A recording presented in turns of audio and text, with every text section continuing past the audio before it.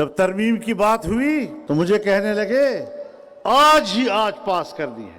میں نے کہا پاس تو ہوتا ہے جب کوئی مسودہ تو ہوگا، پہلے مسودہ تو بناؤ، پھر ہم مسودہ دیکھیں گے کہ اس میں تم نے کیا گل کھلائے ہیں۔ تیسرے دن رات کے کہیں 2-2:30 بجے ہمیں مسودہ ملا ایک کالے لفافے میں، اور جب ہم نے اس کا مطالعہ کیا تو وہ آئینی ترمیم نہیں تھی، وہ ایک کالا ناگ تھا جس سے قوم کو ڈسا جا رہا تھا۔ اور اس آئینی ترمیم کا آغاز آئین کے بنیادی انسانی حقوق سے تھا، جس میں بنیادی انسانی حقوق پامال کر دیے گئے تھے، اور برائے نام جمہوریت اور دراصل مارشل لا اس طرح کا ایک اس پہ ترمیم لائی گئی۔ عدلیہ کا بیڑا غرق کر دیا گیا تھا، اس کے اندر عدلیہ کو غلام بنا دیا گیا تھا، اور پھر جس طریقے سے انہوں نے اسمبلیوں کے ساتھ کھلواڑ کیا، ہم نے کہا کہ آپ کی گنتی ہمارے ووٹ کے بغیر پوری نہیں ہو رہی۔